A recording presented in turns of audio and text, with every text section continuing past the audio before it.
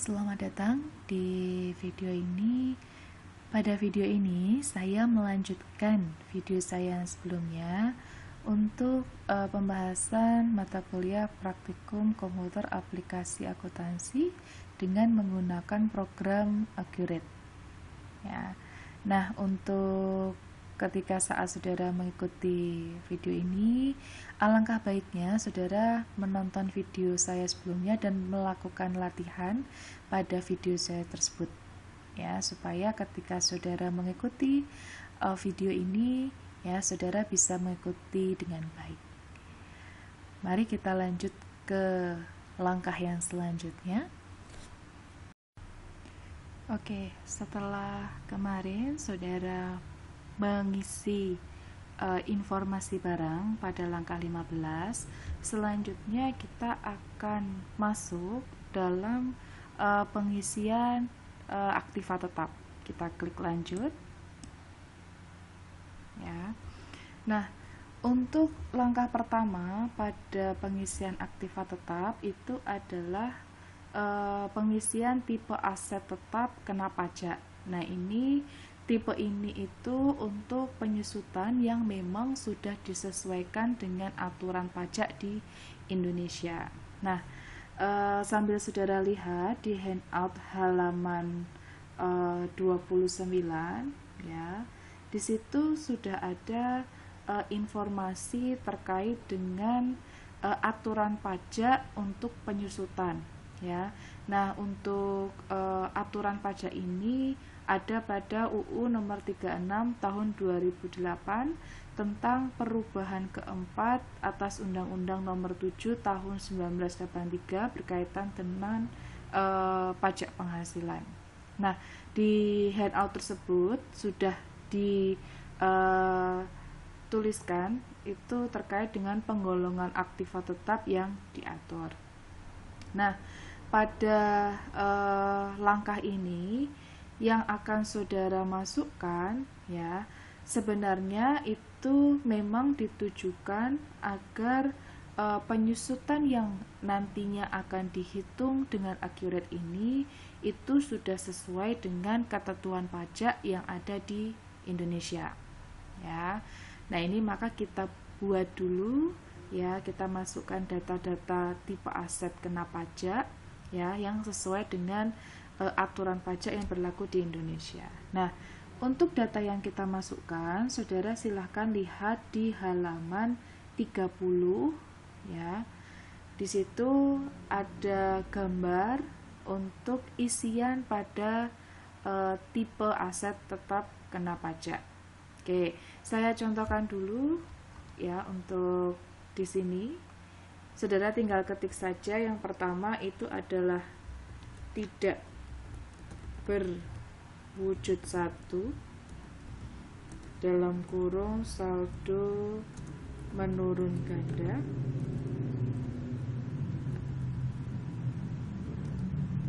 ya. Umur fungsinya tinggal saudara klik tab atau enter. Ini 4.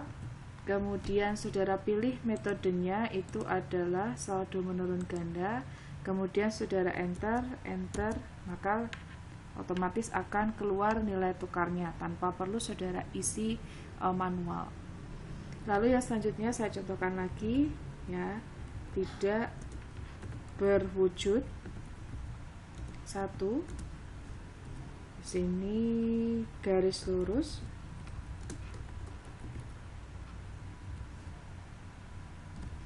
kemudian diisi 4 tahun, kemudian kita isi garis lurus, metode garis lurus. Nah, otomatis nilai tukarnya akan keluar, tinggal saudara enter.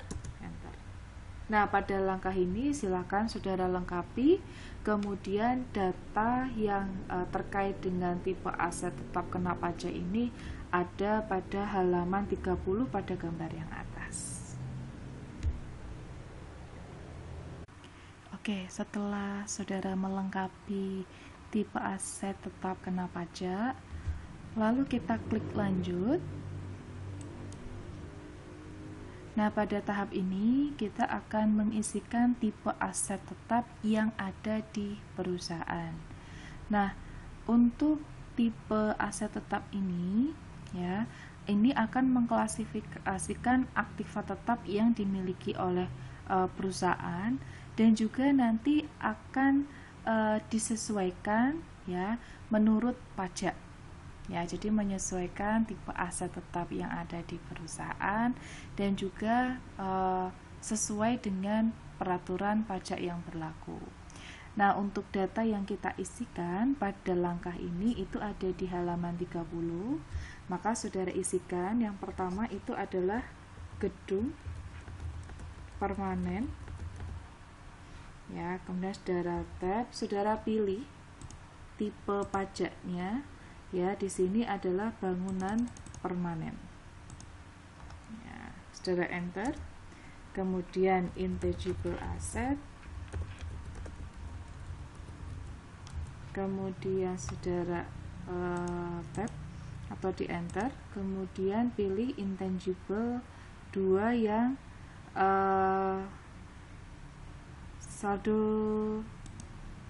yang garis lurus, yang intangible 2. Ya. Kemudian selanjutnya adalah kendaraan 1. Saudara isi di sini golongan 1, ya, garis lurus. Kemudian yang terakhir adalah non depreciable. Ini saudara pilih yang tidak didepresiasi. Oke, kalau ini sudah saudara lengkapi, maka saudara klik lanjut. Maka saudara akan mulai mengisi aktiva tetap, ya, daftarnya apa aja. Nah, untuk informasi daftar itu sebenarnya ada di halaman sebelumnya, yaitu di halaman 28. Ya, itu untuk informasi lengkap terkait dengan daftar aktiva tetap. Nah, di sini akan saya contohkan dulu satu, ya, untuk daftar aktiva tetap. Yang pertama itu adalah kita akan mengisikan aktiva gedung, ya, gedung yang dimiliki oleh perusahaan. Kita isikan, kita klik tambah, ya, kemudian saudara isikan kode aktiva tetapnya itu adalah GD01. Ya, kemudian tipe aktiva tetapnya adalah gedung permanen. Lalu selanjutnya ada di sini 2 tanggal. Yang pertama adalah tanggal beli, kemudian yang kedua ini tanggal pakai. Nah, untuk tanggal beli dan tanggal pakai ini saya berikan peringatan, ini jangan sampai terbalik, ya. Nah, untuk tanggal beli, ya, dan tanggal pakai ini bisa jadi sama, tetapi bisa jadi berbeda. Nah, yang tidak mungkin itu adalah tanggal pakai itu lebih dulu daripada tanggal beli, ya. Tapi kalau tanggal beli itu bisa lebih dulu daripada tanggal pakai.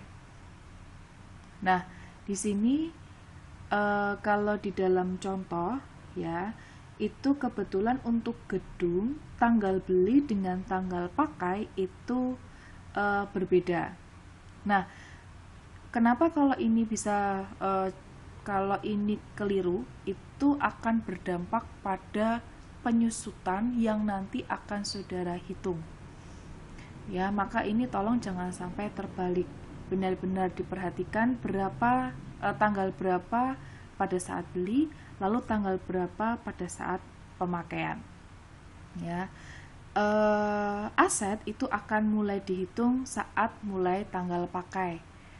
Maka kalau misalnya nanti tanggal pakai itu sama dengan tanggal beli, otomatis nanti akan dimulai penyusutan mulai pada saat tanggal pakai itu disebutkan. Ya, kalau misalnya sama tanggal beli, ya berarti misal tanggal 1 Januari sama-sama 1 Januari berarti mulai 1 Januari. Tetapi kalau misalnya seperti yang di contoh gedung, ini kita isikan dulu. Yang pertama tanggal 1 bulan 1 2016, ya, 1 bulan 1 2016, Kemudian untuk tanggal pakainya itu adalah tanggal 29 Februari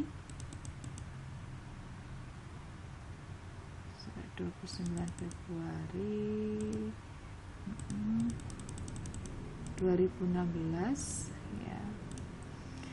Nah ini nanti ketika mulai tanggal 29 ini ya, penyusutan itu baru akan dimulai. Tetapi kalau misalnya nanti tanggal 1 bulan 1 juga tanggal pakainya ini sama dengan tanggal beli, maka akan disususkan mulai tanggal 1 Januari ya.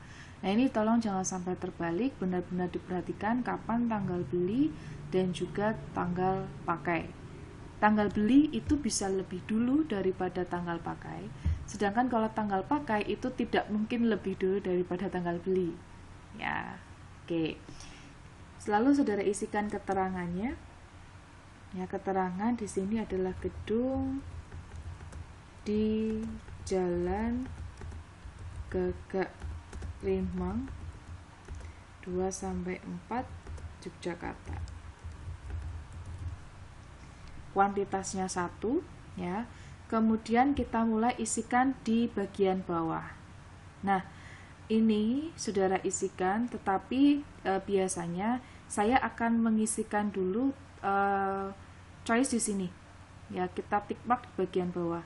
Karena ini merupakan aset tetap berwujud ya, maka kita akan memilih aktiva tetap fiskal. Ya. Jadi kita akan pilih aktiva tetap fiskal. Nah ini jangan sampai terlupa. Maka langkah pertama saat setelah mengisikan identitas, di bagian bawah ini saya tick mark terlebih dahulu ya. Ini supaya tidak terlupa. Baru saya akan mengisikan di bagian atas.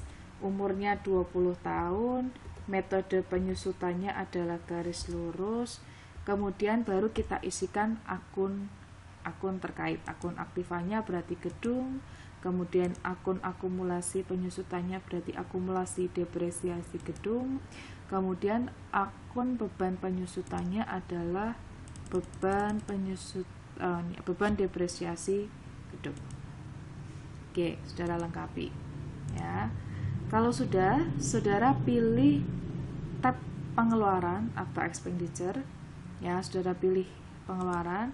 Lalu isikan untuk akun, karena ini adalah saldo awal ya, maka akun penampung yang ada atau akun yang digunakan di dalam pengeluaran ini itu bukan akun asetnya, tetapi adalah akun opening balance ya. Sebesar nilai asetnya berapa?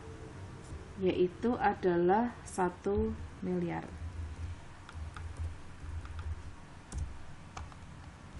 Oke. Nah, ini kalau sudah ya, saudara lengkapi. Ya, kalau sudah tinggal saudara simpan dan tutup. Simpan dan tutup. Oke, ini untuk yang tipe aset tetap berwujud.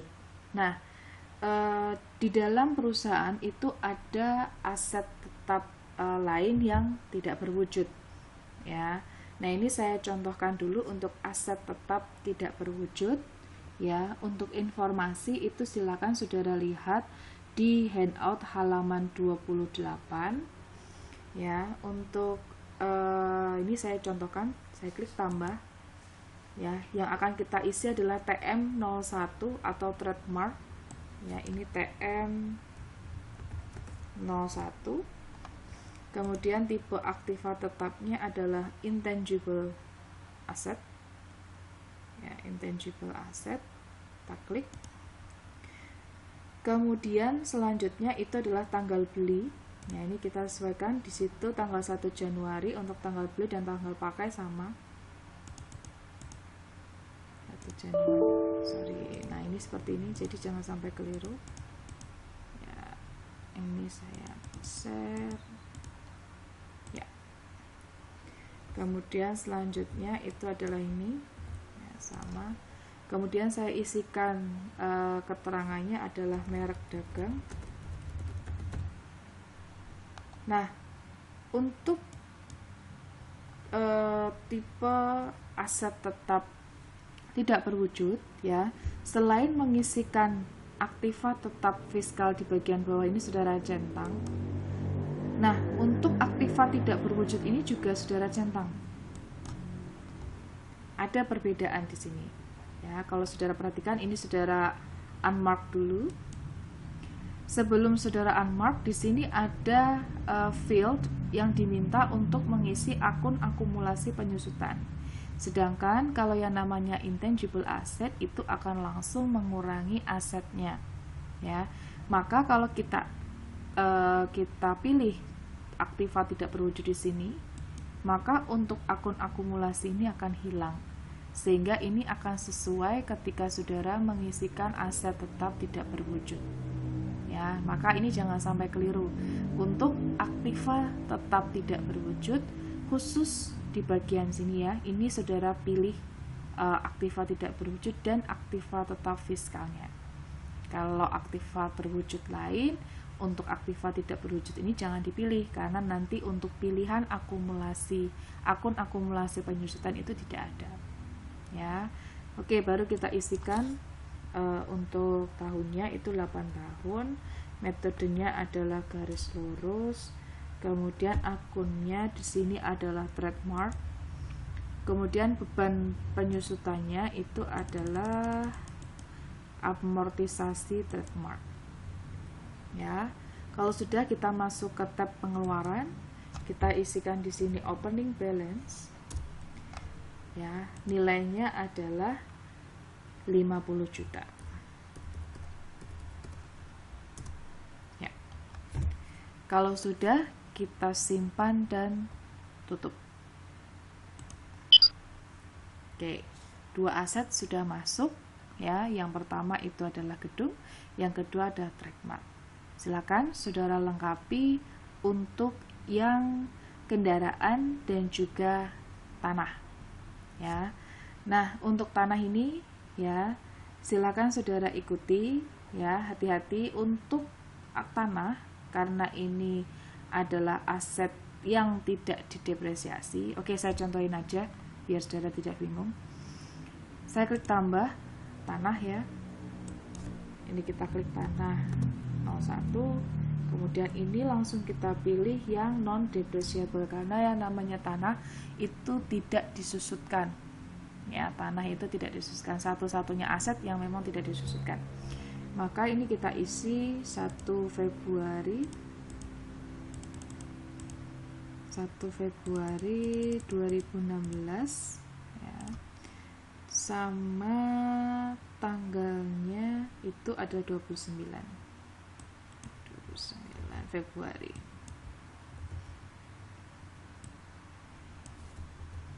Oke, 29 Februari, lalu kita isi tanah di Jalan Solo. Kemudian sebelum saudara pilih, kita pilih dulu bagian bawah aktiva tetap fiskal. Kemudian untuk umur ekonomis itu adalah umur aktiva itu adalah 0 karena memang tidak disusutkan. Metodenya saudara pilih adalah tidak didepresiasi. Maka untuk pilihan 3 akun di bawah hanya ada satu, yaitu adalah akun aktiva saja, yaitu untuk nantinya mencatat asetnya saja ya, yaitu adalah tanah. Kalau sudah, kita masuk ke tab pengeluaran, kemudian kita pilih opening balance ya. Kemudian di sini kita isi tanah itu adalah 2 miliar. Oke, caranya untuk tab pengeluaran sama, hanya perbedaannya di metode ya, dipilih yang tidak depresiasi karena ini jenisnya tanah. Lalu hanya ada satu pilihan field untuk akun, itu adalah akun aktivanya saja, yaitu adalah kita pilih tanah. Akun penyusutan dan juga beban itu tidak ada ya.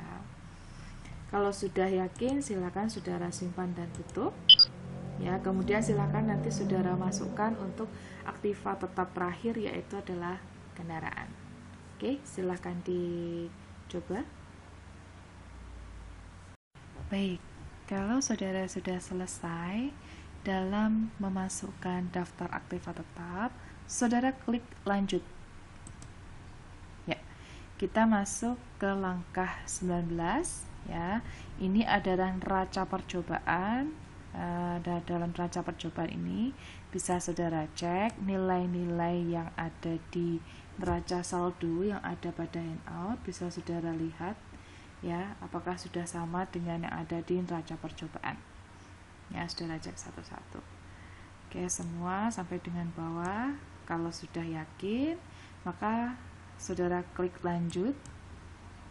Ya, saudara klik lagi lanjut. Ya, selamat. Sekarang saudara bisa menggunakan Agerit. Ya, tetapi langkah ini belum selesai, saudara. Kita keluar dulu, maka kita klik selesai. Ya. Kemudian saudara ya sudah masuk sudah tidak lagi di persiapan singkat. Ya, langkah selanjutnya itu adalah saudara akan memasukkan saldo awal lainnya. Nah, saldo awal lainnya ini sebenarnya mungkin sudah saudara lakukan di langkah 4, tetapi kalau misalnya ada yang belum saldonya belum dimasukkan, bisa melalui langkah ini ya. Jadi kalau misalnya Bu, yang kemarin itu langkah 4 ada yang belum terisi, apakah saya harus melalui persiapan singkat? Ya, tidak harus. Saudara bisa masuk ke buku besar ya, saudara pilih di Explorer. Ini saudara klik buku besar, lalu saudara pilih daftar akun. Nah, bisa saudara isi melalui daftar akun ini di sini. Saudara nanti pilih akunnya, kemudian saudara klik ubah, kemudian nanti saudara masukkan nominalnya berapa. Ya, itu untuk akun-akun yang memang kemarin di langkah 4 ada yang terlewat. Jadi bisa diisi melalui langkah ini. Ya. Lalu selanjutnya ya, kita akan melakukan yang namanya aktivitas period end.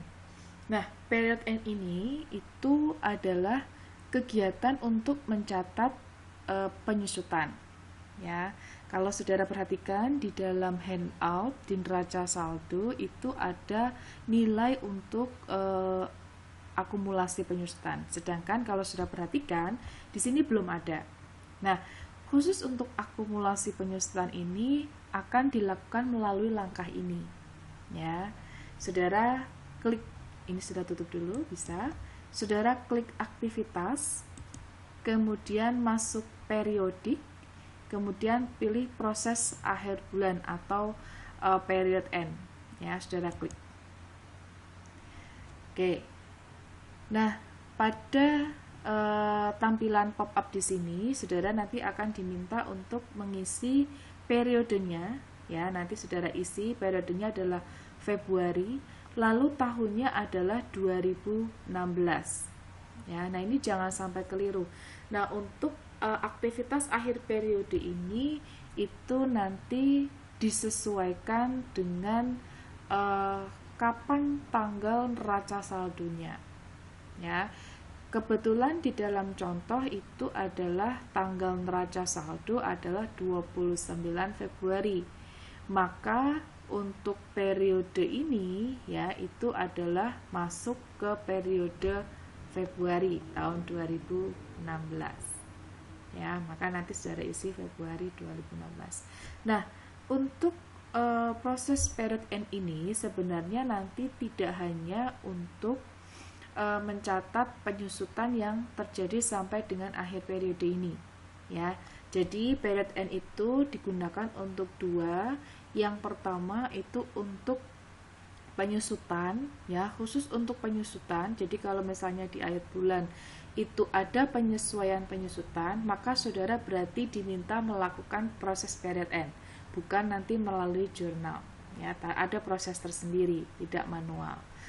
Lalu yang kedua adalah pencatatan selisih nilai tukar. Nah, nanti ini di pertemuan selanjutnya mungkin ya nanti ada kasus yang memiliki mata uang lebih dari satu, kemudian di akhir periode ada perbedaan antara kurs saat pencatatan kemudian dengan kurs di akhir periode. Nah, itu nanti apakah akan terjadi laba atau rugi. Nah, itu melalui proses period end. Jadi, period end ini untuk mencatat dua. Yang pertama adalah penyusutan, yang kedua adalah pencatatan selisih nilai tukar. Ya. Oke, kalau sudah, ya ini saudara, karena ini tidak ada mata uang lain, hanya IDR, maka untuk yang kedua tadi diabaikan saja. Berarti ini untuk pencatatan penyusutan saja. Ya. Oke, saudara klik OK. Ya, proses akhir bulan telah selesai. Kalau sudah, saudara OK. Kemudian saudara kembali ke buku besar, kemudian daftar akun. Ya, saudara perhatikan di akumulasi sudah ada nilainya, ya, yaitu sebesar 283.333,33. Kemudian untuk depresiasi kendaraan juga ada nilainya. Sebelumnya nilainya kosong. Nah, yang perlu saudara perhatikan lagi, ya, setelah sudah melalui proses period end, saudara perhatikan di akun opening balance equity. Pada neraca saldo, saudara perhatikan di halaman 11. Ya, untuk neraca saldo, opening balance equity-nya itu nilainya sebesar berapa? Saudara cek. Ya, nilainya adalah sebesar 1.333.200.000 rupiah. Nah, nilai opening balance ini jangan sampai keliru. Kalau ini belum sama, berarti proses saudara dari mulai langkah 1 sampai dengan period end ada yang keliru. Ya, ini kebetulan saya sudah sama. Ya, sehingga yang belum sama di cross check lagi ke belakang. Ya, di cross check lagi ke belakang itu nilainya, ya, untuk opening balance di akhir itu harus 1.333.200.000 rupiah. Nah, kalau ini nilainya sudah sama, maka nilai opening balance ini itu akan saudara masukkan ke laba ditahan sejumlah nilai ini.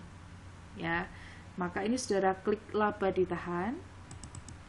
Kemudian saudara pilih saldo awalnya, saudara isi 1.333.200.000. Kalau sudah, saudara oke. Saudara oke aja. Ya, kemudian saudara perbarui. Ya, sudah masuk di laba ditahan. Ya. Nah, setiap saudara melakukan perubahan, ya, pada Accurate, jangan lupa saudara klik perbaharui. Ya, terkadang memang ada yang sudah terbaru secara otomatis, tetapi ada yang harus kita klik perbaharui. Ya, maka setiap apapun perubahan, apabila di bagian atas ini ada menu perbaharui, maka silakan saudara pilih setiap ada perubahan. Oke, ini sudah sampai dengan langkah ini. Kalau saudara nilai 1.337.200, saudara bisa bernafas lega. Berarti pekerjaan saudara ini sudah selesai, sudah benar. Ya, 1.33200. Oke. Selanjutnya, ya, itu adalah kita akan melakukan, ya, mengklasifikasikan akun induk dan juga akun anak, mengatur akun induk dan anak. Ya. Nanti ini di dalam daftar akun itu ada yang disebut dengan akun induk, ada yang disebut juga akun anak. Nah, akun induk itu adalah akun yang memang memiliki rincian dan saldo berasal dari akun anak. Berarti akun induk ini sebenarnya dia tidak memiliki saldo sendiri, tetapi saldonya berasal dari akun-akun anak. Sedangkan akun-akun anak itu adalah akun-akun rincian dari akun induk. Contoh, misalnya untuk akun kas. ya, akun kas. Di sini akun kas ini ya adalah sebagai akun induk. Kemudian akun anaknya siapa? Yaitu kas rupiah dan juga kas kecil. Lalu bagaimana kita mengatur supaya itu menjadi induk dan supaya dia menjadi anak? Maka yang kita pilih bukan di bagian kas, tetapi kita pilih kas rupiah. Kita double klik bisa. Ya. Kemudian di bagian akun, di sini saudara klik bagian akun, lalu saudara pilih kas. Oke. Kalau sudah, seperti yang saya sampaikan, jangan lupa setiap ada perubahan, klik perbarui. Maka secara otomatis akun induk itu akan menebal sendiri, ya, atau ke bold, ya, karena untuk memberikan informasi bahwa ini merupakan akun induk, dan akun induk ini tidak memiliki nilai saldo tersendiri, tetapi nilai saldonya berasal dari akun-akun anak. Oke, saya contohkan lagi. Untuk kas kecil, ini adalah bagian dari kas. Kita double klik atau klik ubah, kemudian saudara pilih bagian akun, di sini saudara pilih kas. Kalau sudah, saudara oke, lalu saudara perbarui, maka akun anak itu akan menjorok ke dalam, ya, akan menjorok ke dalam. Saya contohkan lagi untuk yang bank, ya, saudara double klik di kas Mandiri Bank, bukan di banknya ya, tapi kas Mandiri Bank. Saudara double klik, kemudian saudara pilih bagian akun, di sini saudara pilih bank. Oke. Lalu saudara perbarui, ya, dia akan menjorok untuk kas Mandiri Banknya, kemudian bank akan menebal. Ini akan menginformasikan bahwa yang akun menebal ini adalah akun induk, kemudian yang menjorok itu adalah akun anak. Oke, kalau sudah, silahkan saudara lengkapi, ya. Nah, kemudian selanjutnya setelah nanti saudara melengkapi untuk pengaturan akun induk dan juga anak, saudara juga akan melakukan pengaturan untuk barang induk dan juga barang anak. Nah, ini sementara di skip dulu, saya skip dulu, tapi nanti saudara selesaikan, ya. Kemudian saya akan masuk ke barang dan jasa. Itu bisa melalui menu Explorer, saudara pilih persediaan barang dan jasa, atau saudara pilih daftar, masuk ke barang dan jasa, sama, ya. Oke. Nah, saudara, di dalam daftar persediaan ini adalah memang dia adalah rinciannya, ya, barang anak, berarti ya barang anak sama akun induk akun anak. Di sini barang induk barang anak. Yang belum kita miliki itu adalah barang induk, ya. Maka kita akan buat dulu, ya, barang induknya. Kita pilih menu baru, ya, menu baru, kemudian kita pilih, ya, kita pilih yang pertama itu adalah Canon KD, kemudian untuk keterangannya adalah Canon kamera digital. Tidak perlu saudara apa-apakan, langsung saja saudara klik OK, ya. Saudara perbarui, loh kok belum keluar? Karena ini berkaitan dengan barang, kuantitas barang. Di bagian kiri di sini ada pilihan tidak menampilkan barang dengan kuantitas 0 kecuali induk. Karena kita belum melakukan pengaturan induk dan anak, maka dia belum keluar, ya. Maka supaya akun yang tadi kita buat, barang yang tadi kita buat itu keluar, maka ini saudara unmark dulu, ya. Maka dia akan keluar Canon KD, ya, Canon kamera digital. Lalu kita akan melakukan pengaturan barang induk barang anak. Nah, untuk induk Canon ini anaknya itu, atau barang anak itu adalah Canon PS-A470. Kita double klik, ya, atau klik ubah di sini. Lalu di bagian sub item sebelah no barang, ini saudara pilih. Kemudian ini saudara pilih, yaitu adalah Canon KD.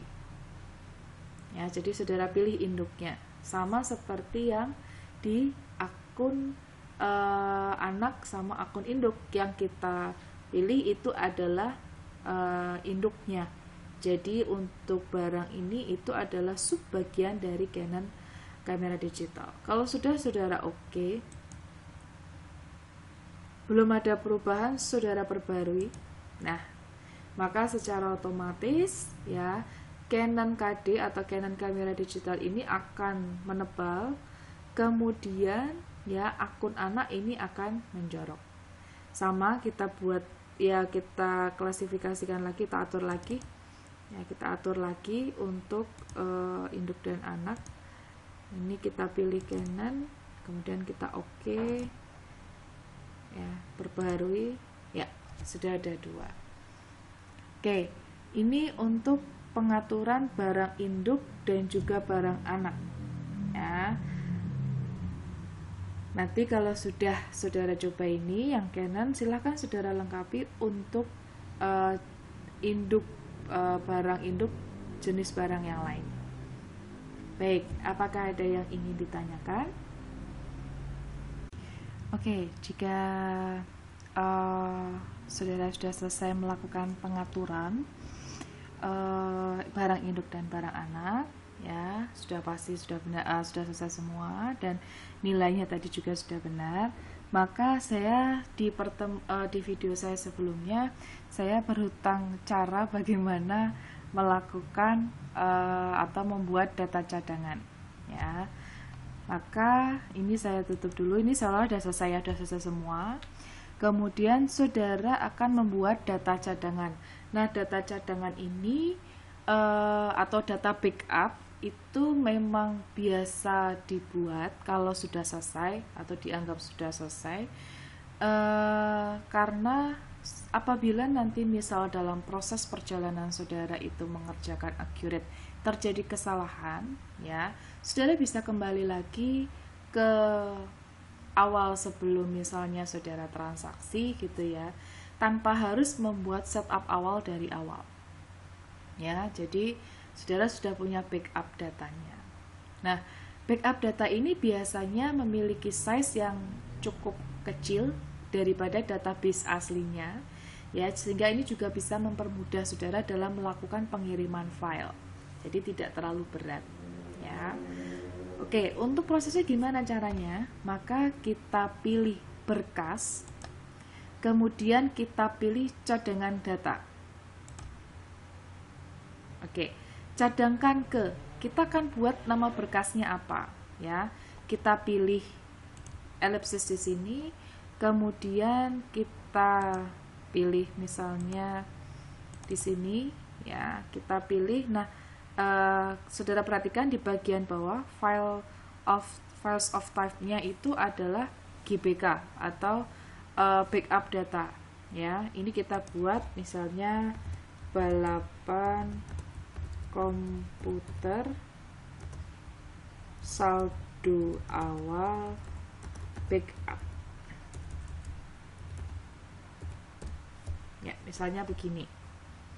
Kalau sudah, saudara open, ya, kemudian saudara proses.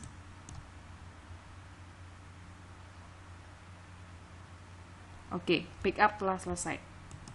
Ya, saudara sudah selesai memiliki data backup pada saldo awal ini. Apakah ada yang ingin ditanyakan terkait dengan proses setup awal manual? Ya, ini prosesnya cukup panjang. Ya, jadi silakan kalau ada yang mau ditanyakan.